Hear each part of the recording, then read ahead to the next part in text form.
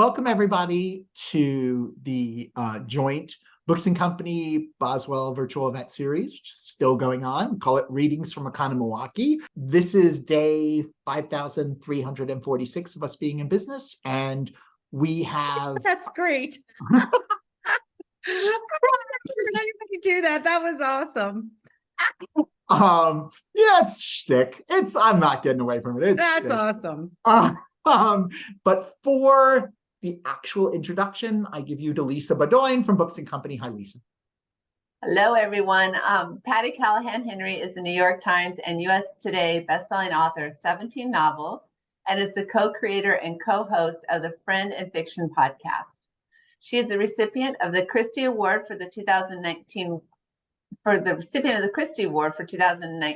of the Year, the Harper Lee Distinguished Writer of the Year for 2020, which congratulations. And her novel, The Secret Book of Flora Lea, was on the list for Book Riot's Book of the Year, our best books of the year for 2023. She's a full-time author, mother of 3, and grandmother of 2. She lives in Mountain Brook, Alabama with her husband, Pat Henry, and we are thrilled to have you here to talk about the new book. So welcome. Thank you, Daniel. I'm thrilled to be here, y'all. It's always funny to listen to a biography when you're sitting on the screen and see what you pick out to say, and it just cracks me up. It's awesome. It's almost like you're talking about somebody else when you're listening to them talk about yourself. But thank you for having me. I was really excited to be invited, and I'm glad the day is finally here. We are too, and we would love for you to give a little blurb about the book to get people all up to speed what it's about. It's terrific. Yes, and maybe do a little reading. All right. Let me introduce it a teeny bit before I read. Just I promise I'll read just as much. I will not read the whole time, because my favorite thing to do with this book or any book is have a conversation, because a book is not alive until a reader reads it, like you two, right? It's just another book on a shelf, and having, these best of 2023 lists come out and seeing her pop up here and there has been so thrilling, because that means the story came alive for someone besides me.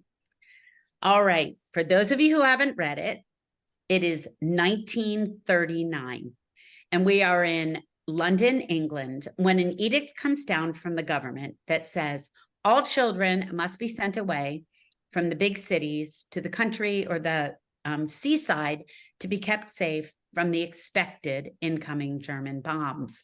This was called Operation Pied Piper. It is then that we meet 14-year-old Hazel and 5-year-old Flora Lea. They live outside London in Mecklenburg Square when the edict comes down, and they are sent away and exiled from their family. They are 2 of the lucky ones, and we will talk more about Operation Pied Piper later, but they end up with a really lovely family in a small hamlet outside of Oxford, England, called Binsey. It is there that Hazel is now in charge of her little sister, and she doesn't know what to do being exiled from their family, even if they have a nice family. So she decides to make up a fairy tale world that only the 2 of them know about. It is a secret between Hazel and Flora Lea. It is called Whisperwood and the River of Stars. A year goes by and they play in Whisperwood. They talk about it when they're going to sleep. They pretend to go to Whisperwood when they're playing in the woodlands around Binsey.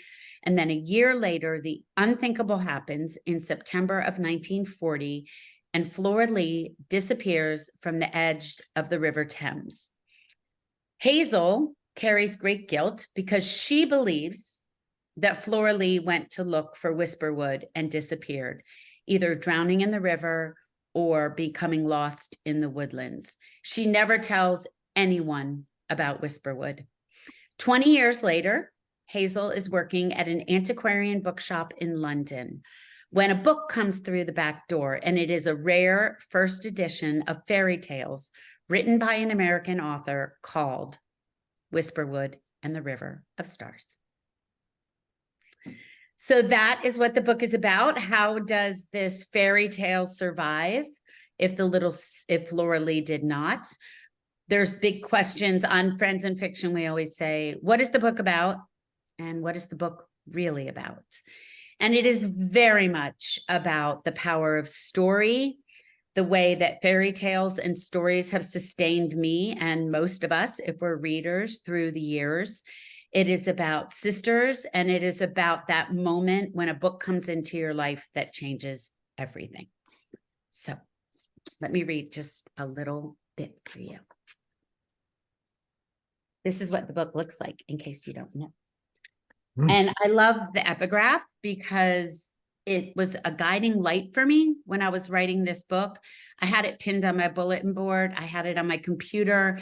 And when I felt a little lost or I didn't know where the story was going next, I would often look at this line from a Mary Oliver poem that says, "Said the river, imagine everything you can imagine, then keep on going." Don't you love that? Imagine everything you can imagine, then keep on going.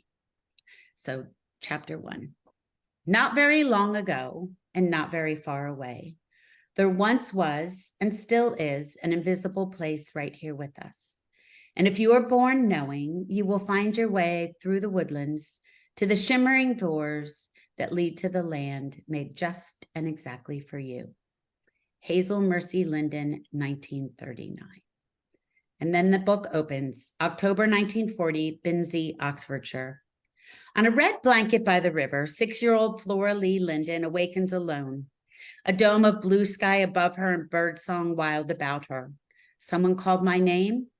She glances around the green expanse at the churning water of the River Thames, furrowed with wicks and puckers as it nearly overflows its banks, taking to the sea anything or anyone who dares to enter its rush.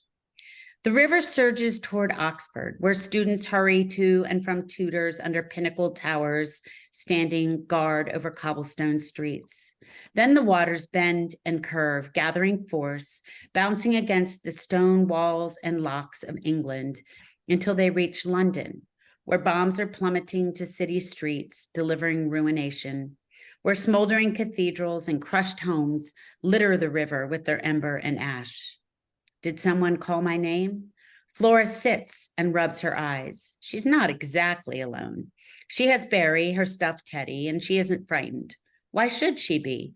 Her older sister, Hazel, has told her many times that these woodlands belong to them, that the shadowed glade and the sacred sunlit puddles where the canopy of trees opens wide is a safe place meant for the two sisters, created just for them.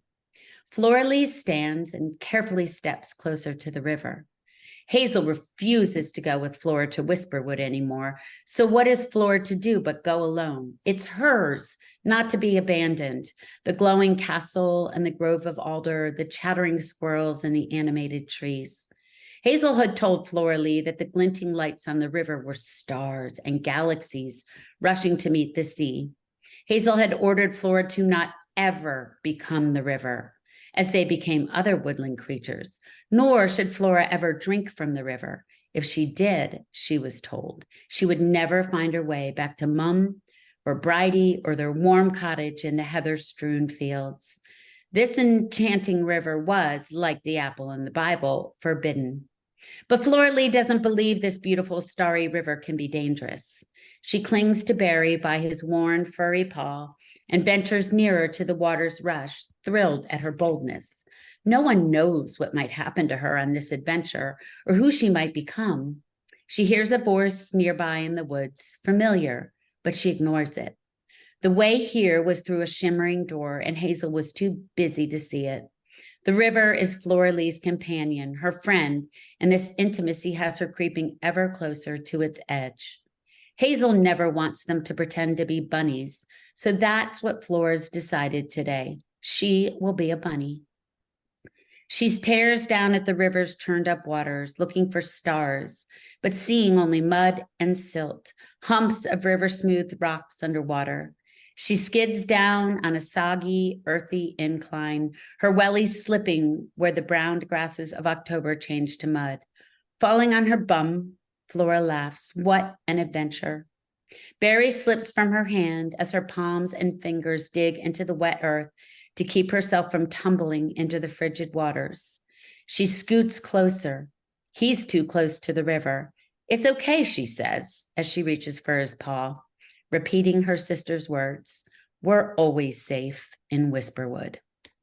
But she's not so safe. So that's the opening.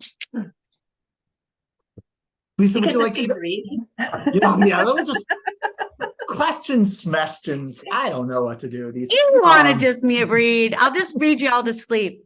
Well, Lisa, I've got a lot, so I want you to start because my brain is. Me? Oh, Yeah. I was gonna say one of my booksellers listened to it, and it has such a storytelling quality to it. And she's always like, "Oh, just listen to it. Just listen to it. It's so good." So I think that there's the reading it yourself, but there's something totally different when you're being read to and you're having a story being told to you. When you were writing it, did you read a lot out loud to yourself, or do you know what I mean? The quality of the storytelling. The storytelling cadence oral. of it. Yes. Well, first of all, I have to say that my audiobook reader is Cynthia Erivo, who is the Grammy, Tony, Emmy award-winning actress, musical phenomenon. And I can't even believe what a good job she did. It is so beautiful. She's from outside London, but she is an actress and singer, and she can do any voice, and she just brought the book alive.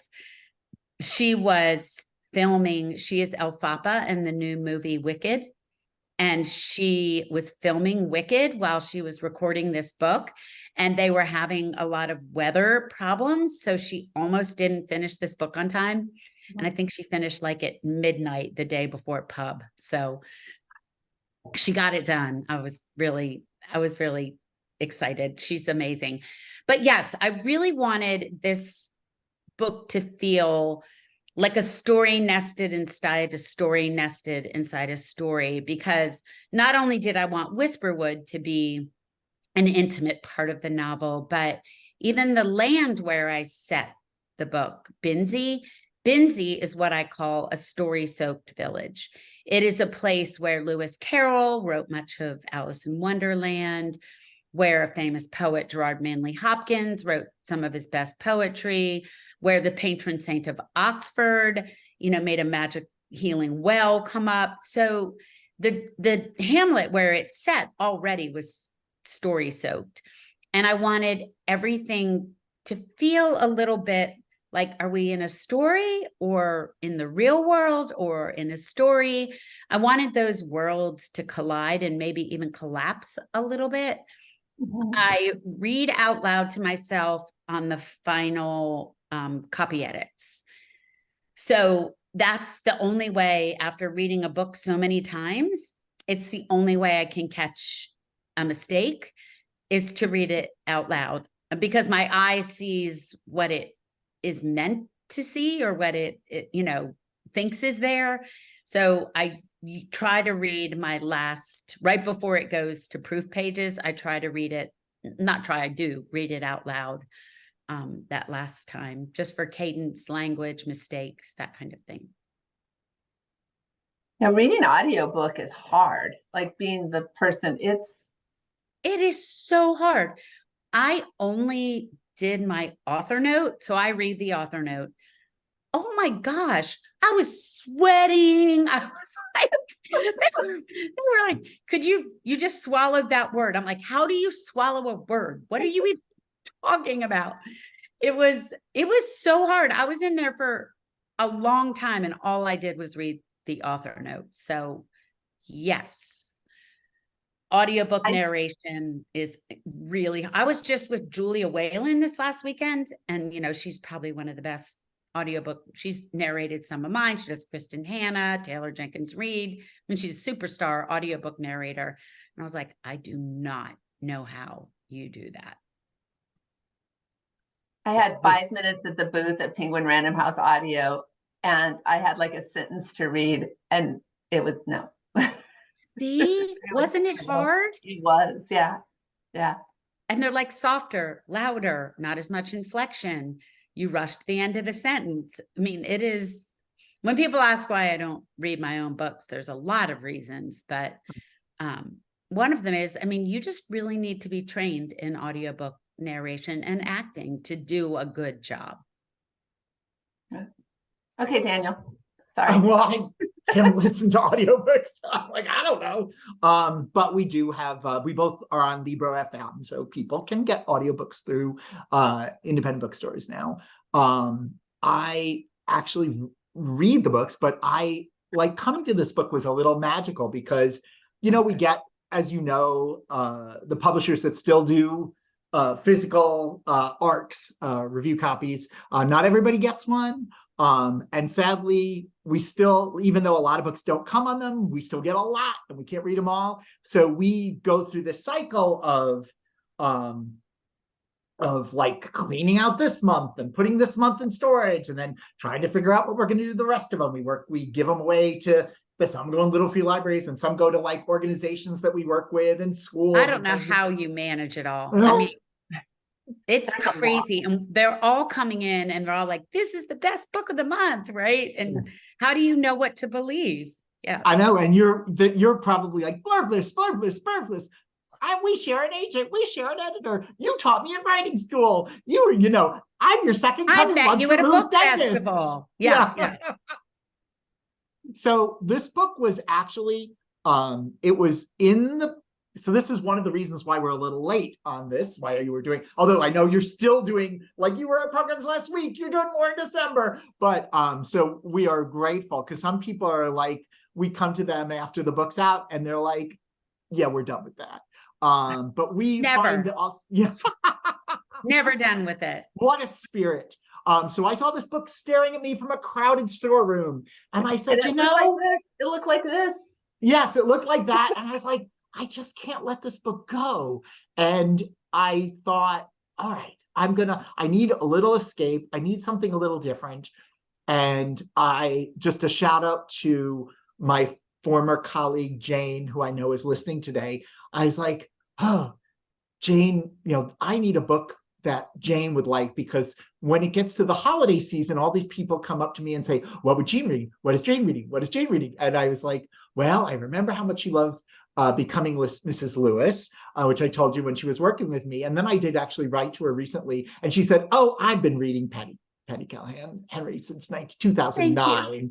So I thought, well, I'm going to read this book. And then I thought, I should give this book to my sister, Meryl, who's also listening, and who reads a little differently. And she likes British writers and she likes mysteries. And I thought, well, this is, you know, I never really thought of this author as being in the genre, which I have to ask you about.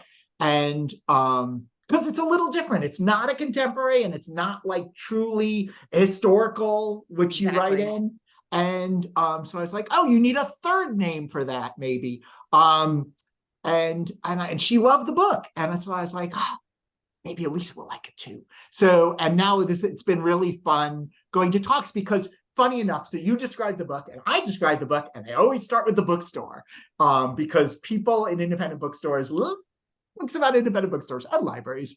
And I set up the premise about finding the book, discovering the book of Whisperwood, you know, her finding herself in the book. And I was like, this is the way readers discover books. Like you find this book and saying, this book is speaking to me.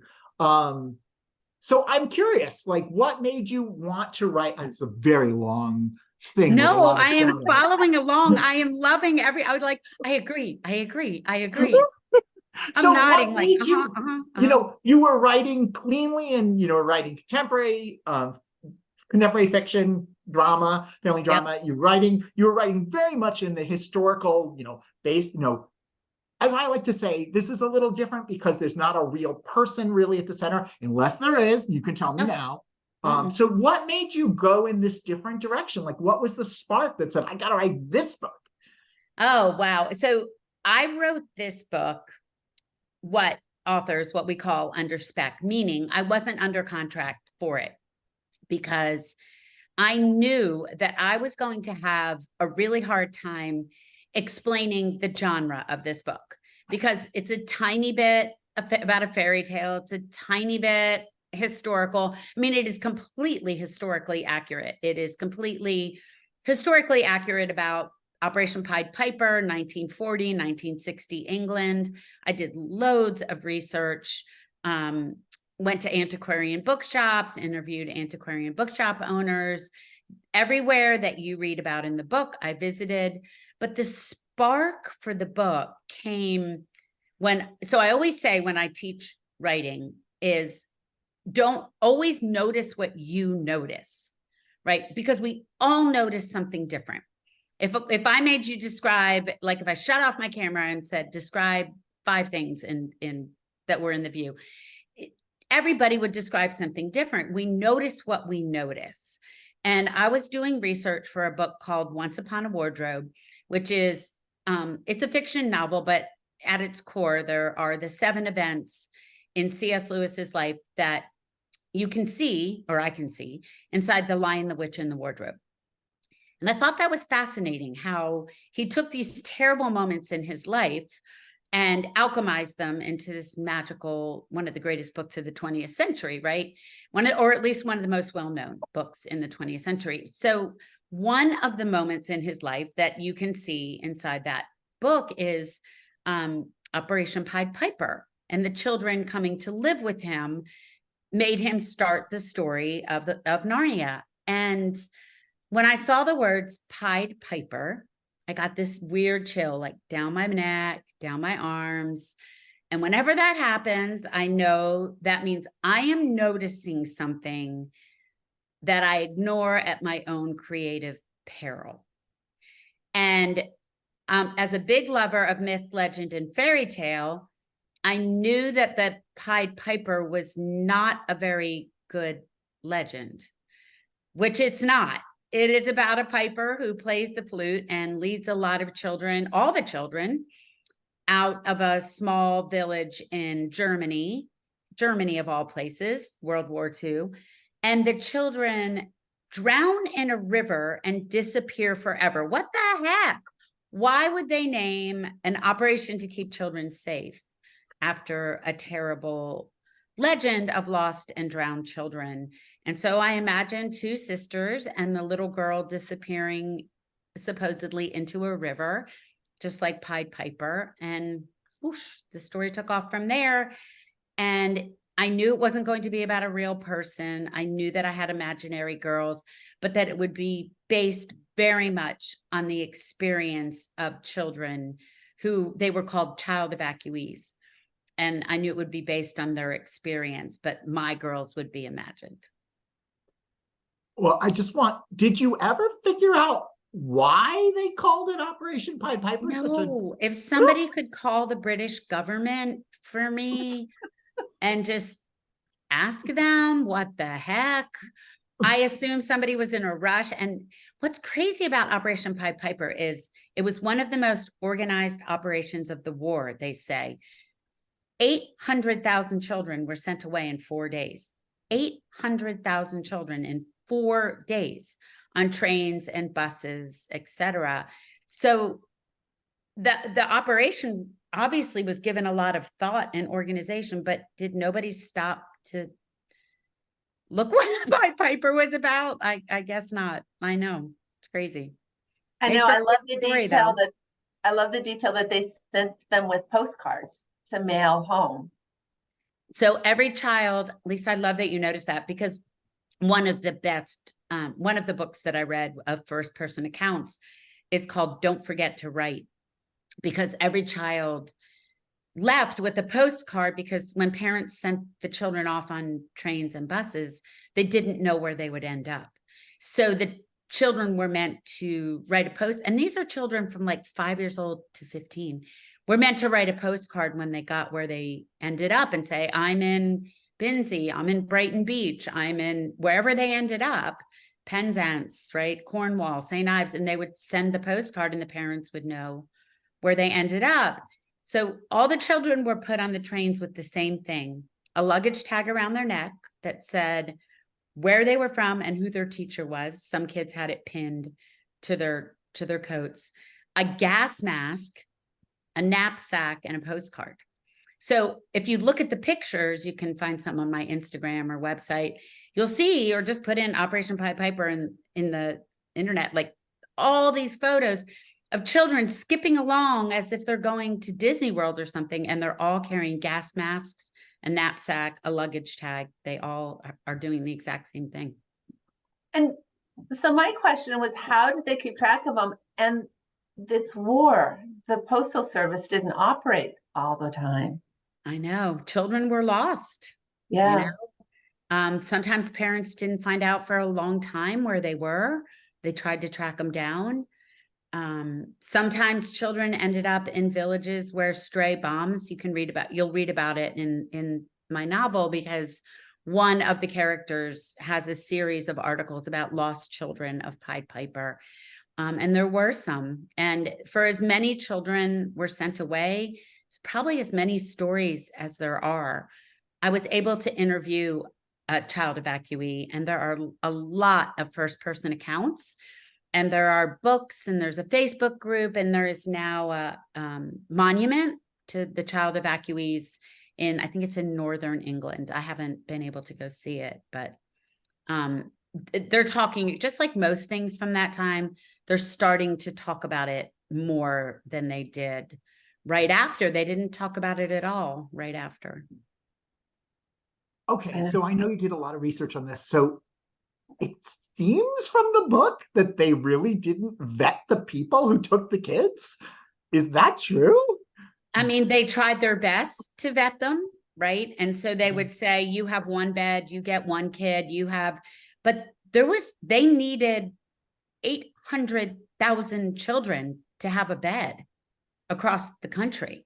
So there were many families that were abusive or wanted the kids only for the ration cards, or were forced to take children and didn't want them because it was a government mandate. You know, they would go village to village and say, you take one, you have two beds, you have one bed, and people would treat them poorly. But then some people had amazing experiences and never wanted to go home. Pretend you lived in a slum outside London, and then you ended up in the countryside with a wonderful family, and you didn't want to go home. So the experiences were as varied as the kids themselves.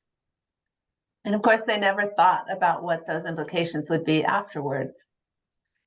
So many studies have been done, and it's really sad to read the psychological ramifications of being exiled. I mean, they're what we would think of being exiled from your family. And there are studies now that show it was a terrible idea. It was just a terrible idea. And not only did it do damage to a whole generation of British children, but also to the parents who were exiled and separated from their children. You know, there were other operations. There was one with ships where they sent them on ships to Canada and America. And one of those ships was torpedoed by a U-boat, and 70 some children died. Some went to Australia, never came home. It was a terrible idea. You know, like you do things in the heat of the moment, and you're like, this will work. This is great. We'll just keep the kids safe. I mean, the impetus behind it, the intention behind it was good. And I think they just didn't know in 1939 much of what we know now about child psychology and trauma and exile and separation from parents. They also thought when they sent them in 1939 that the bombs were imminent. And part of the horror of this is that a whole year went by that those children would have been safe at home. So the Blitz was in London was in 1940, literally a year later in September of 1940. So many children went back home, but they would have signs all over England that said, don't go get your children. Don't, because after months and months went by and they were safe, families wanted to bring their kids home. And a lot of people did bring their kids home. Well, I I've having read a number of novels about the Blitz.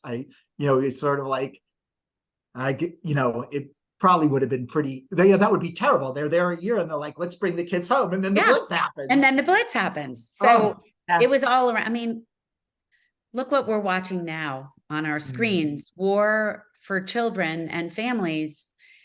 I don't know any way around it being just absolutely horrible. And so they believed they were doing what they could to protect a generation of children. Yeah.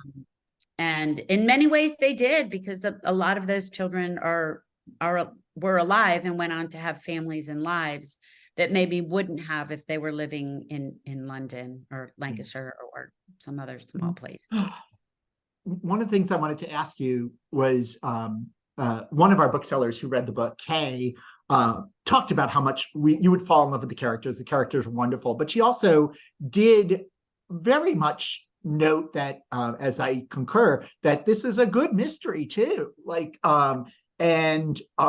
I did notice that you've not, while a lot of contemporary fiction has kind of mysteries woven into it, you haven't really yet, or maybe that's on submission right now, you haven't really written genre mystery, but I really feel this is the kind of book that would appeal to a lot of mystery readers as well. Does it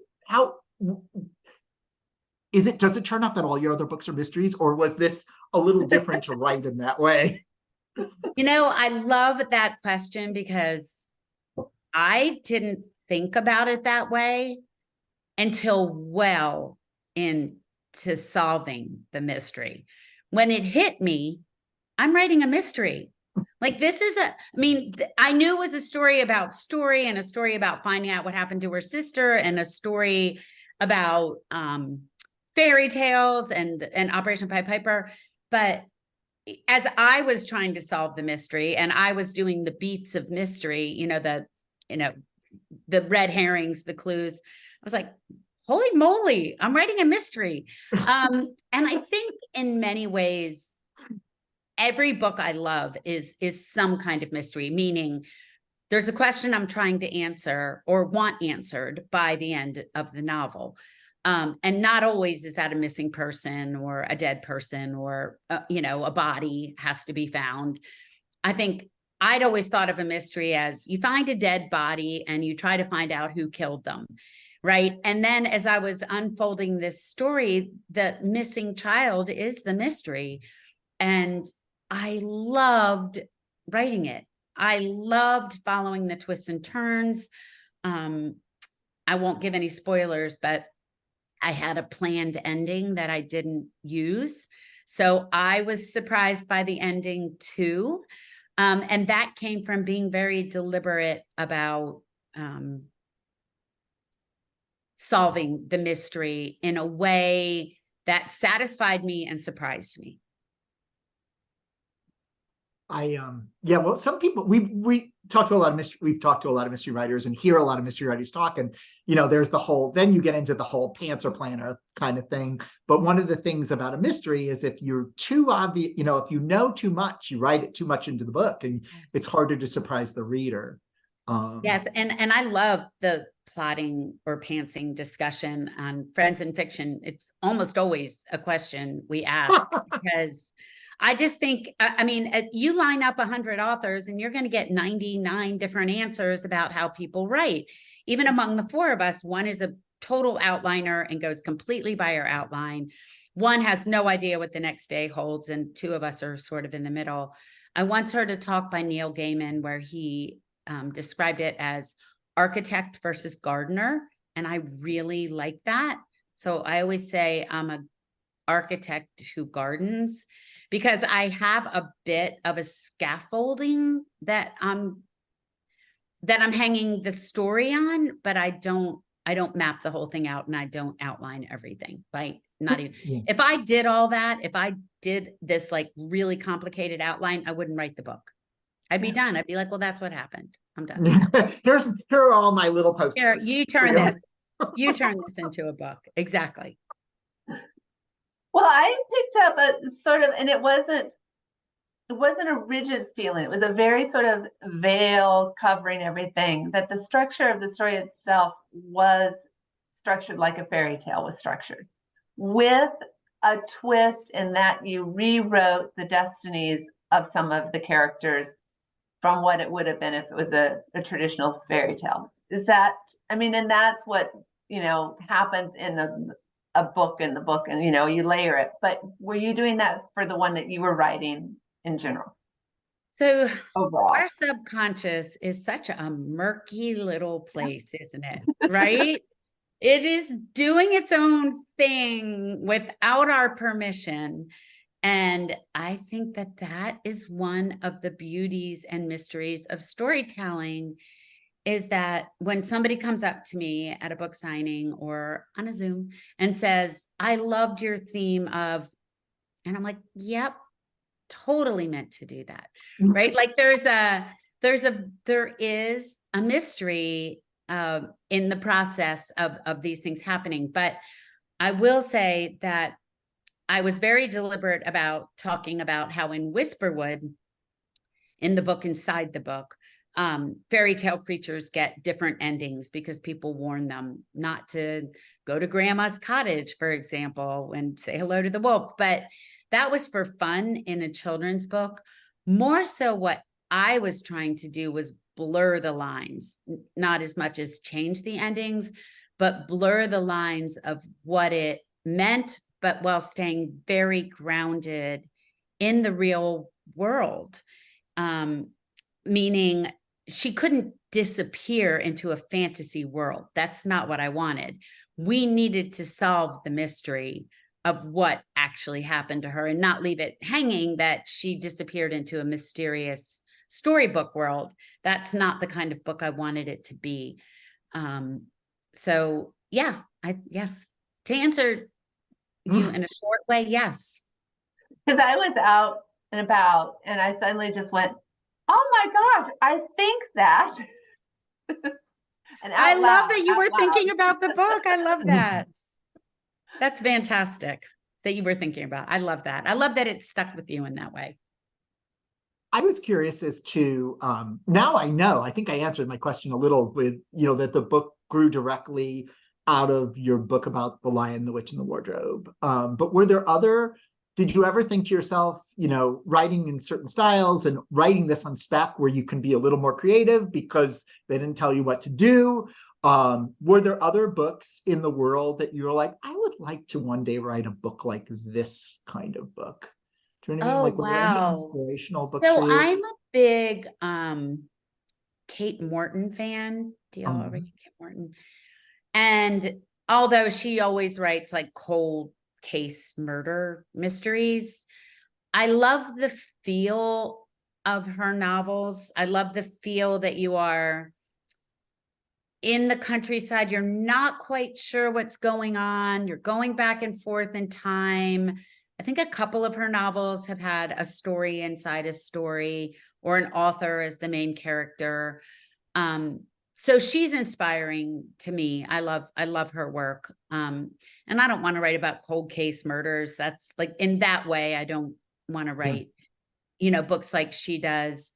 I like any book that has a portal of some kind where you enter a world that you is parallel or part of this world, because when I was a kid, that's what I believed, right? I don't know about y'all, but if you were big readers, I mean, I always believed that there was something I couldn't see, like right there. If I could just like pull aside the veil or the curtain, I would get to see the other story that was inside our story. So I always say when I teach writing or talk about writing, of course, we're not always writing about ourselves. Of course not, or we wouldn't be able to write any other characters. But we can only write from our own compost pile, right? From all the things that we've read, experienced, listened to, thought, and it's all in there, and it comes out in different ways. I don't care whether it's a poem or a song or an experience or a book I read. It's all mixed up in the back in that compost pile, and I'm inspired by so many things. So who knows what rises up when it rises up. Huh. I had wondered only because I like, there's something about books, we all love books at bookstores. We all love kind of magical worlds and things like that. And I had thought about, I kept trying to compare it to this book from about 15 years ago, The 13th Tale by Diane. Oh my gosh, Setterfield. I love that book. Yeah, and I was Diane like, Setterfield. yeah, and I I was like, love that book. And well, a lot I of people love the book, but then a lot of people don't know it now. And I was like, no, it's yes, I love that book. And I loved her book Once Upon a River too. Yeah, that one's great. And I thought about that one a lot when I was reading this one. And then and then I was like, there could be a whole genre of books about the River Thames. Yes. Oh my gosh. I mean, not a the whole River genre. Thames You could have a list. whole reading list that just centered around. You could spend a whole year reading books centered off of the river. Oh my gosh, you are right. And that's why I have that epigraph at the front. I'm ceaselessly fascinated by rivers. I mean, I think it's part of our human psyche, right? There's the river Styx that flows through Hades. Yeah. There's Moses was put in the river. Like rivers have always been deeply mythological and inspiring for humans. And I'm always, that's why that, like I said, that Mary Oliver line is at the front. But yes, Diane Setterfield's novels, definitely. I mean, didn't think about them when I was writing at all. And you're right, I'd almost forgotten about them because it's been so long. But I loved The 13th Tale and that mystery of who was the writer. And gosh, I can't even think of the plot anymore as much as I just remember liking it. I was going to say as much as the feeling of it, right? Like it was a story inside. A story. And it's also that book. I love Shadow of the Wind. Oh, yes. Perfect. Yeah. About that library. And once again, I can't even think of the whole plot. I just know that it inspired me, that kind of magical feel of falling into a book. So I do love Jeanette Winterson's, is it Sex and the Cherry with the dog woman? Then it takes place on the river and it travels through time. Oh, I didn't read that. Now I've got to add that. That's a really great one too. Okay, I'm going to add that to my list. I have not read that one. I should make sure that's the right title. She had a couple, but I think you got the title right, but it might be for a different plot, But I think there you right.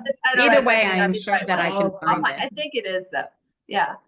So when you're writing like the Aberdeens, because they were such they themselves, especially Bridie, were so magical and crossed those lines of bringing the story back into our daily lives with her celebrations, the way she saw the world. Talk a little bit about the inspiration with them and Harry, and they were just such a breath of fresh air in that time. I think, don't we all want that kind of person in our life, right? The kind of person, especially when you were a kid, who would look at you almost and not say these words exactly, but be like, I see you, right? Like I see you and you're okay, right? Your love of story or your wild imagination, I see you. And I knew before I even started writing the book, I didn't know very much, but I did know that they would get a good family and that the mom who would be parenting them, because I didn't want to write some, drama after drama after. I didn't want to write that kind of book this time. I didn't want them to get a terrible family and then she disappears and then like boom, smash you in the face. And I wanted it to be so that and this is not a spoiler, but when Hazel has to go back in time to research and find out who might or might not have known this fairy tale, she will have to revisit Bridie, and I wanted her to be a loving influence.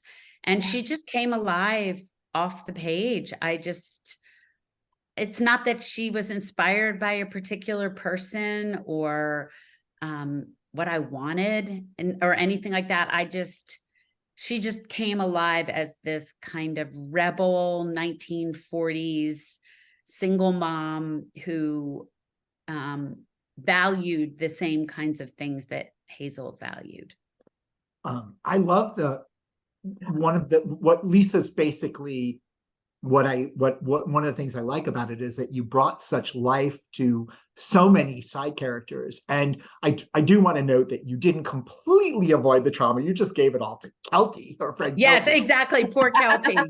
Poor But- Kelty. I know. But it's a fairy tale, so she's okay. Don't worry about her. Yes, Um, all is well. yeah, but even like, I just, that like sometimes you're like, another story, but the story of Peggy, the author, that's a wonderful story too about finding yourself. I thank you for saying that. So one of the hardest things in writing this was that I loved so many, like Peggy's amazing, Bridie's amazing, Harry's amazing. And I kept running off down the rabbit trail of their stories, right?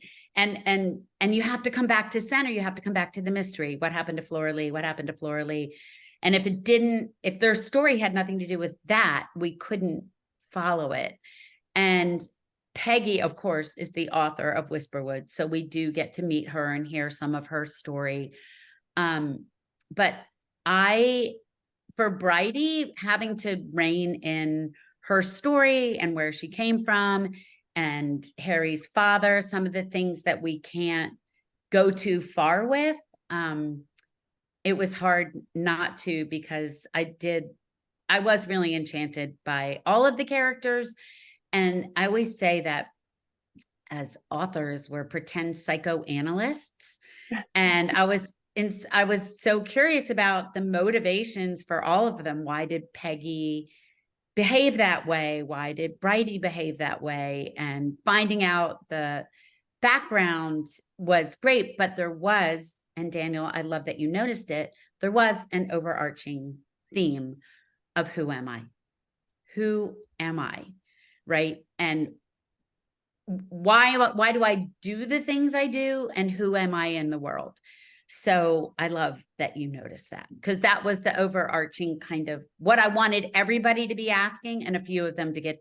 Even Barnaby, Hazel's boyfriend, or beau, I guess they might call it in 1960, is very much asking himself that question, even as we don't always like the answer. So thank you for noticing that. I love that. And you had go on. I just want to know. No. Just very quickly, does that mean you did wind up having to cut a lot out of the book? Did you? I did have to cut a lot out of the book, but I also really was able to dial it back when I started running down the wrong trail, because I knew that sometimes it takes a long time to find the cornerstone of a book, meaning I don't always know exactly what it's about when I first start writing, but I always knew what this was about, and it was finding out what happened to Flora Lea. And so I was able to bring myself back more than I would have if I didn't have that kind of touchstone or end game. Sorry, Lisa, go ahead. Oh, and I was just going to say, to reinforce it, there are some beautiful passages worth underlining about those moments of discovering what somebody wants. Each character has that moment. Yes. I'm so glad you noticed that. When I first start writing, I always ask myself, what does my character want? Like, really wants? Why can't they get what they want? What will they get, better or worse, in the end? What would they do to get what they want? Like, how far would they go? What would they sacrifice? What would they give up? And then, even more importantly, what do they need? Which is different than what they want. So I spend a lot of psychological time on analyzing that, and then trying to find the right scenes to show it. So I love that you noticed that. Thank you. Yeah. I know you have you have a lot of family arriving already, so we don't want to take too much time. Do you have any book you've really loved recently, or a couple of recommendations for people? Oh my gosh, you should warn authors when you're going to ask. I know. I know. I know. I mean, bet all you I can pull do, something out. all I do is read. So I just finished last night, The Women by Kristen Hanna, her new. It is so good. And I was a little, it is about Vietnam and the aftermath, and one woman, we follow one woman the whole novel, who was a Vietnam Army nurse. And I was a nurse, and Kristen's a friend. So I was a bit nervous about reading it. And it is so good. It is so good. So y'all pre-order it from Daniel and Lisa. And some of my favorite books this year included Kate Morton's Homecoming, Hamnet by Maggie O'Farrell. I was obsessed with that book. I tell everyone to read it. Oh gosh. I mean, I probably read a book a week, and here I am. It's good. 3 recommendations. Three is good. Okay. Yeah, it's Okay. good. The Women is coming out February 6th. And we'll both be stocking, of course. And also, I just finished, which doesn't come out till March, Chris Bajalian's new one, The Princess of Las Vegas. And I really loved it. It's so different to me. I probably read his last 4 or 5 books because I'm a big fan.